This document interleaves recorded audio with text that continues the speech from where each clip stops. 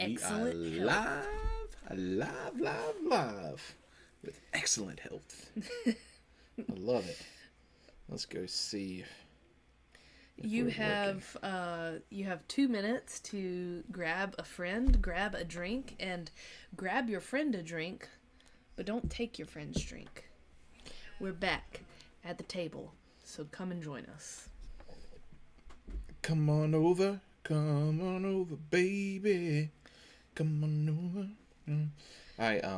I was with the youth the other night in the car, and we were trying to figure out what to put on the radio, and we were driving along, and there's just there are certain songs that put you in a place, and I remember riding around with my friends at the beach, and we put the top down, and we were in college, and we we put on Christina Aguilera, come on over, baby.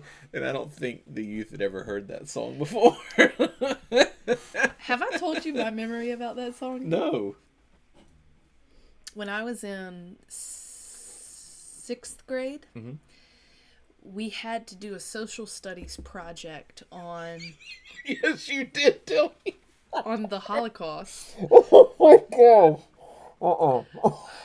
And 6th grade Katie was a novice video editor. We made this whole newscast and just really thoughtful video about the Holocaust. And we framed it as a newscast. But we thought we needed background music. So we recorded on our boombox Come On Over Baby behind the scene. And when we showed it to our parents, they made us take it off. Good. Oh, man, Lord. the things that we did in 6th grade. 6th graders. They're the best. Oh man, I remember teaching 6th graders. Yeah. That was a time. Times. So, welcome to Talkin' Toast. We're just rolling right back to the nostalgia of 6th grade and college and 90s music and all the good stuff. That's right. That's right. So, first off, chime in. What is a nostalgic song for you? Go ahead and share. Where does it take you? Yep. Yeah. It's a nostalgic song. Where does it take you? I'm trying to think of another one like that, but good stuff. The one that's this is bananas. B-A-N-A-N-A-S. Gwen Stefani. Is bananas. B-A-N-A-N-A-S. I remember riding in my Hyundai Santa Fe at the beach with all my windows down and that song just blaring, and my friend Taylor and I were just singing at the top of our lungs. I love it. Yeah.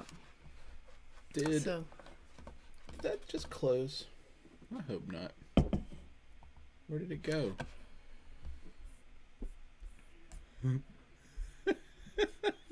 It just disappeared.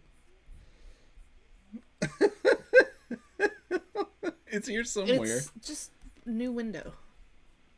View? Uh-huh. Or file? Show recordings? I don't know. I don't know where it went. But we're still live. We're still live. Show. There we go. Are. It just disappeared. Sorry, I was trying to get the chats. Hey, Deanna. It's good to see you. Sorry. Sometimes I get ahead of myself. Yeah. Don't we Oh, all? man.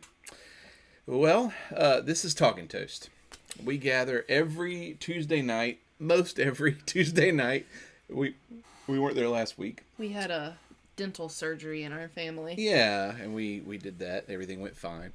So at 8:28, we gather on Tuesday nights, and we usually pull back the curtain on the creative process. That is maybe sermon writing, homily writing for us, or we talk about what's going on in life. We talk about what's going on out in the world. We talk about sports. Tomorrow we are voting on your friend Bo Prosser. Oh, I didn't know. Well, I wonder if Good. he's going to be the interim Is there. interim? You'll have to let us know if that's interim or if that's senior minister. Bo's a kind human being. I love Bo. That's awesome. So yeah, we are. We do this every week and just try to let you in on the creative process and kind of what we're thinking about. And we hope the goal with this is to be a conversation. We would love if there's something that sticks out to you, something that's meaningful to you. The sermon is kind of a monologue, and we hope that it can be more of a dialogue. But this week we're not preaching. And so, as our new interim pastor, wonderful. Bo will do a great job with that. So this week we're not preaching. We're doing some things, and it's giving you some life. It's giving me some life. Is that what you're going to share? Is what's sustaining you? Yeah, maybe. Who knows? I don't know what we're going to do. So we start off every Talking Toast by asking the question, what is sustaining you? What is getting you by? What is getting you through? What is that 808 beat that's in hip-hop? What's the thing that is pulling you along? Barbara Brown Taylor would say, what is saving your life right now? What is the thing that's sustaining you? So yeah, I'll ask you first. What's sustaining you? I have a few things sustaining me, and we'll get to the trip for the weekend. But the thing that has been sustaining me the most is that today I began the launch of my bookstore. I've always dreamed of having a bookstore, and I finally gave voice to that dream a couple months ago. To you, and we both have been in this weird point of trying to live our passions and not put them off to later. And so I kind of said the dream, and we kind of workshopped it, and here I am. I got my business license, I got a business bank account, I got a website, and so I'm starting to soft launch out into the world, and more on that soon. But it has been so much fun to think about this. What I want to do is a mobile bookstore out of an old school bus that's kind of retrofitted as a bookstore. And a minibus. And create a space. Yeah, minibus. Oh, God, I cannot imagine driving a full-size bus. But create a space, truly a space where people can enjoy being there, and can be there as long as they need to fall in love with the stories that they need to encounter. And here's what's really neat about this. You have this gift of whenever somebody says, hey, I like this, you have this gift of being like, ooh, have you thought about this? Have you thought about this? Have you thought of... And then the next thing you know, you've got this list of 16 books that someone can kind of go down. Yeah. That's just something you're really, really good at, and you have some gifts in that. So I'm really excited to see how this all plays out and just plays along with your passions, and it's going to be fun. So go and the Bus Booksellers on Facebook or Instagram or both, and we'll see what happens together. I love it. You can follow along the process. It's good stuff. So that's been really exciting. I'm doing that kind of in my spare time, mornings and evenings, and so I've been cooking it up for a little while. But I like it. So what's sustaining you? Part of that has been seeing you excited about this. That's been very sustaining for me.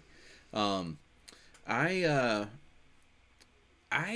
have needed some time away for a little while, just a little bit of vacation. And so whenever something gets on the books and I can start planning, oh, we're doing this, and this, that's really, really sustaining for me. And so, Sophie and I are going to go hang out in Pennsylvania this weekend, back and forth. And anyway, we're really excited about that. But that's been giving me some life, is planning that out and thinking about, I think I am tired. Thinking about what is going to be fun for her and what's going to be fun for us together. Yeah. Anyway. Yeah. That's going to be great. That's great. So we're not preaching this week. We are not. And we thought it would be a really good opportunity to talk about rest and rejuvenation and how the creative process needs that. Yeah. And don't be mistaken. Our lives are a work of creativity. Your life is a work of creativity. And creativity requires rest. That's exactly right. So we are both taking off this weekend from preaching. So we're not going to be creating something that is given voice, right away this weekend. But in our own way, in the restful way, we are creating something even bigger. So we thought we would talk tonight about the importance of rest and rejuvenation and getting lost and all of the things that come with that. Yeah. Work needs rest. Light needs dark. Awake needs sleep. All these different things, the yin and the yang kind of side of that, we need them, and there's value there. And first off, I want to say thank you to Jana Powell, who's going to preach for us on Sunday. She's going to be preaching from Acts 16, 9 through 15, I think, about Lydia. And so we're really excited. Jana, thank you for the gift that is some time away. You made that possible. So thank you. So we're going to be talking about rest. We didn't talk about this at all today, about how we were going to approach it. Do you want to go first, or do you want me to go first with what I was thinking? Yeah, I mean, I'm happy to jump in quickly and say something about rest, but I also want to take this in the direction of what I'm doing this weekend is not going to be restful in the sense of sleeping in and like pampering myself, but restful in the sense of my soul will be tended. I'm going to be hiking the entire Maryland portion of the Appalachian Trail with 3 other moms from our neighborhood, and I am just so excited about it. I've wanted to do this for a while. I kind of circled this weekend on my calendar some time ago and then mentioned it in passing to them, and they were like, I think we want to go on this. And I was like, the more the merrier, and here we are. I've been prepping for this trip for weeks now, and it's something, I mean, it's 42 miles, so it's going to be a lot. We're going to start Friday night, probably around 6:30, and we're going to hike all the way to Monday and, sleep every, 15 miles or so.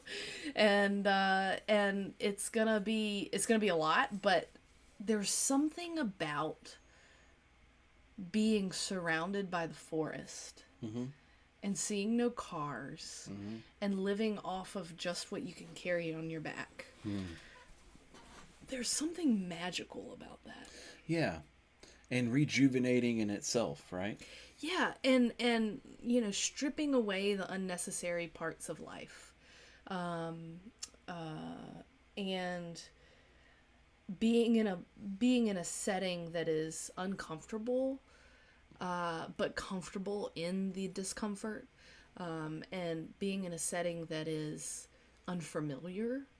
I've been reading, it's funny because I feel like I've been preparing myself for this trip by reading Rebecca Solnit's A Field Guide to Getting Lost. I picked this up because I read one of her other books, Hope in the Dark, and Ross Gay said that this is the book that he marks up the most and carries with him always. And so I started reading it when I knew that I was going to go backpacking this weekend, several months ago. But I love this. She actually quotes Thoreau, and she says, "Not till we are lost. In other words, not till we have lost the world, do we begin to find ourselves and realize where we are and the infinite extent of our relations. And it's only, there's like particularly in the Bible too, with all of the lostness around the parables. So you've got the lost coin, the lost sheep, the hidden pearl, or the lost pearl.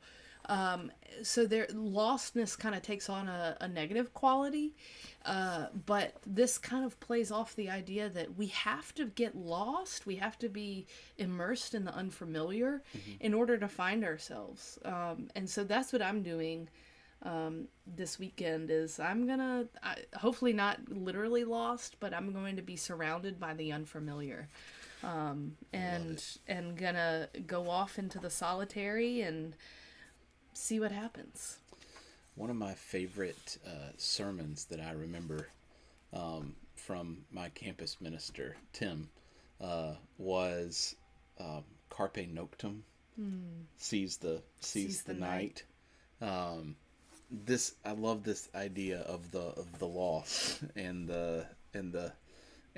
needing that in the balance too. Yeah, and I think about my life, and maybe this seems similar to yours. My life is really scheduled because I work 2 jobs, and I have to have my ducks in a row. And in spite of feeling some days like I have no ducks, and they are certainly not in a row. Like I have no ducks. I have no row. I just have squirrels in there at a disco. But with my life being like highly programmed and structured and having to stick to a schedule pretty rigidly, even on the weekends with, I work a 9 to 5 during the week, but on the weekends is sermon writing and then it's church. So to like just have one task, and that one task this weekend is to walk. Yeah. There's something restful about that.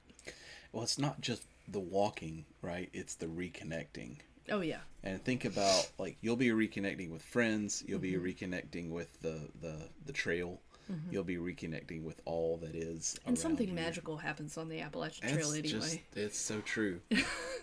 Absolutely. Yeah. Jim said that balance means everything. Yeah. And absolutely. Yeah. Good to see you too.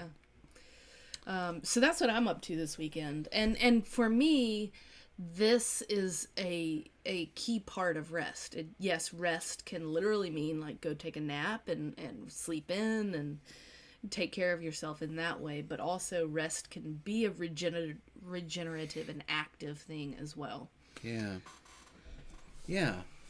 So maybe it's the opening up of the routine. It's a piece of that. Yeah. Absolutely. Deanna said our church's theme this summer is rest, play, and look at the stars. Yeah. Yeah. So yeah. That's good stuff. Yeah, and I was also thinking about this, that when we get off the beaten path, when we take time to rest, it reminds us that the system that we're leaving, the system that we're resting from, the system that we're lost from, doesn't rely on us to function. Yeah. And we need that reminder. Yeah. Capitalism is going to go on. I'll never forget, and this is what I really love about my workplace. One of the sessions at the beginning of my time at the Y, we were talking about self-care, and we were talking about how, like, ultimately the way that the economy works is when you quit, die, whatever, get sick, and have to leave your job, the job's gonna go on. They're gonna put up the what is it, the hiring form or whatever, job description days later and fill the position. So taking care of yourself is important. It's important to step away and remember, like, that system doesn't rely on you as much as it might feel like it in the day-to-day grind. Yeah. It's so interesting because we are the cog, and yet we aren't. Yeah. Like, we need that reminder. We can be the cog, or we can be the sand in the cog, you know? Yeah. How about that? Yeah. That's good stuff. And Jim, thank you. I love that Shenandoah portion too. Yeah, it's pretty. That takes you back. That takes me back. Yep. Yeah, talk about like nostalgia. Yeah. Well, So, yeah. what you up to?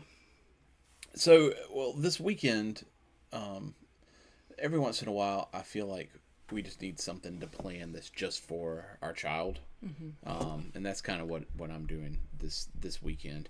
And then I'll need to plan something That's like, just for just John. for me pretty soon. But that's not this weekend. But we'll have a really good time, and it will be a difference, and it will be time away, and that for me is rejuvenating in itself. Just being out. There's this scripture that has spoken to me, and it's interesting because I wrote a song about it. The scripture is Matthew 11:28-30. This come to me and I will give you rest. Kind of lay your burdens down. I wrote a song about that. Come find rest, that'll be coming out pretty soon. This summer. But in that song, there's something that a translation or it's not a translation. What's the word I'm looking for? Paraphrase. Paraphrase. Thank you. There's one called The Message, and I'll be honest, I'm not usually a huge Eugene Peterson fan. Made some, especially in his later life, made some kind of, I don't know, lines in the sand. Yeah, and that they don't fit the kind of openness that I appreciate. But anyway, he has this paraphrase, and for that verse, he said, "Are you tired, worn out, burned out on religion? Come to me, get away with me, and you'll recover your life. I'll show you how to take a real rest. Walk with me and work with me. Watch how I do it. Learn the unforced rhythms of grace." I love that. Learn the unforced rhythms of grace. And that to me speaks to the lost part of that. Yeah. The unforced rhythms. Absolutely. That the getting away. And I think that so often when people talk about Jesus, like they're quick to talk about like the ministry, and yes, he did The doing. and he did and he did, yes. But what is so often lost is that like he gives us a model for no, I've also got to get away. I've also got to have time by myself. I've also got to make sure that if I'm going to be my best at this, then that requires time and self-care in that. And we don't usually equate Jesus with self-care. No. But that's how it works, and we have to do that too. Yeah. So that was all I had for tonight. Yeah. What strikes you in that? Well, I'm thinking about the idea of burnout Sure. and how there's something that happens in the monotony of the schedule, in the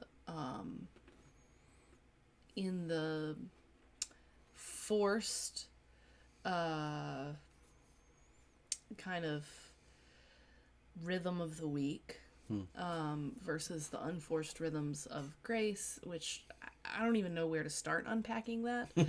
But there's something about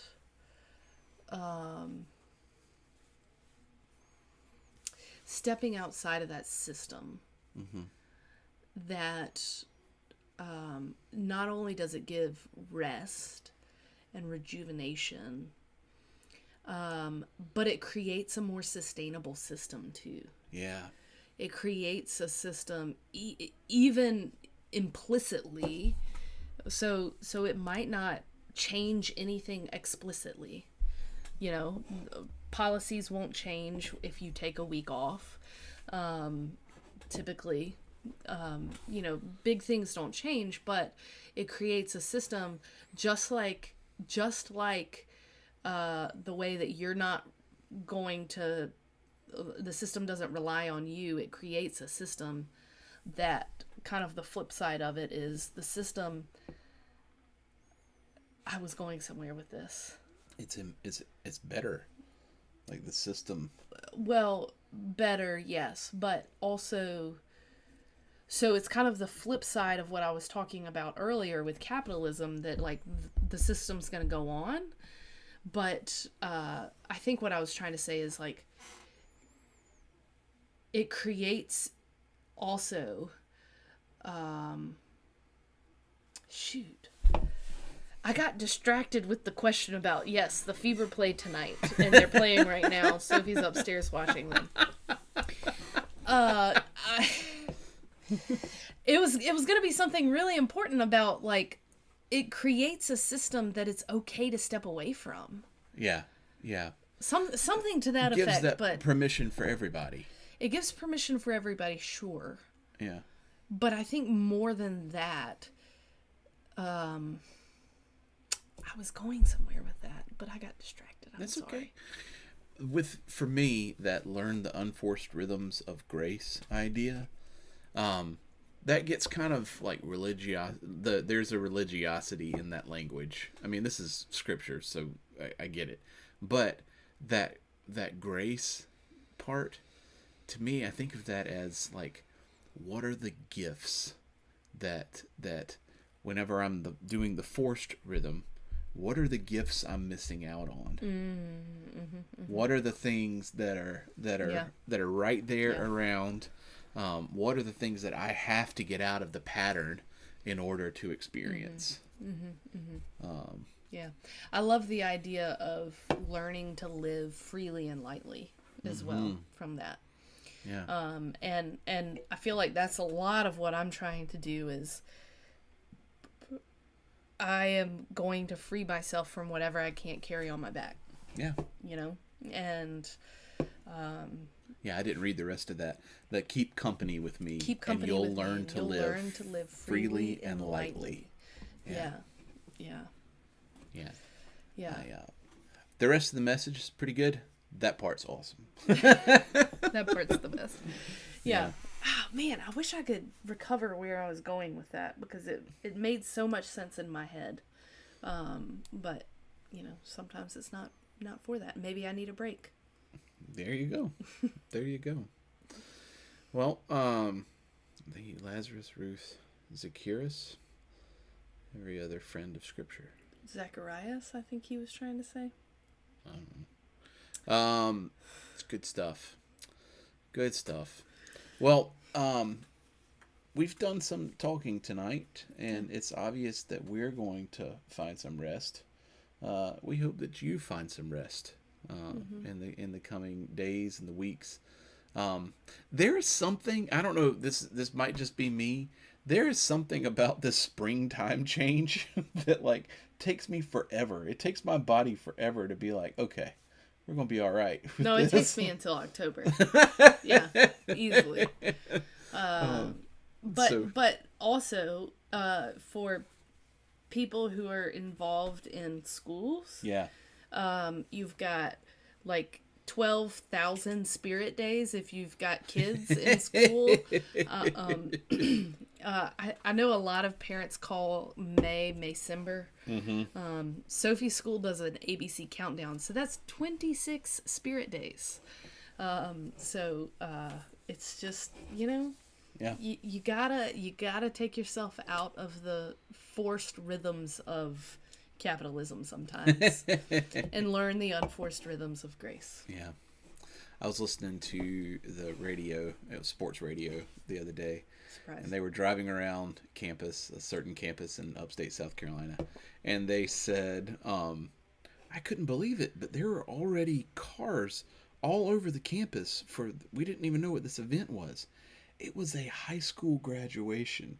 In some parts of the country, they're already graduating high school now. Carrollton had their graduation today, I think, or tomorrow maybe. Yeah. Yeah, it's wild. This little time. Yeah. And it's, anyway. So, we've done some talking, and we need to do some resting. But before that, we need to do some toasting. Absolutely. Which we're drinking High Lie tonight, which I thought that was a fun beer to have going into a weekend that's about rest and rejuvenation. Because High Lie is a game that you play on the beach. Yeah. I didn't know it could be played on the beach. I've only seen it in the arena thing. Oh yeah. I haven't seen it very often. But this also takes me back to restful times in Tampa. Whenever yeah, like even our whatchamacallit, engagement photo shoot. Yeah. That was a pretty restful and then fun I've time. spent 3 Januaries in Tampa area. Good stuff. So, anyway. I think we're already pretty calm. Yeah, I know. It's kind of nice. All right, well, friends, go from wherever you are to wherever you're going. And remember to get lost somewhere along the way, because it's in getting lost that you will find yourself. And may those unforced rhythms open up gifts that are all around you. Just getting out of the rhythm a little bit. Yeah. Cheers. Cheers, friends. Cheers. Mm-hmm. And we'll see you sometime soon. Yeah. It might be next week. Yeah.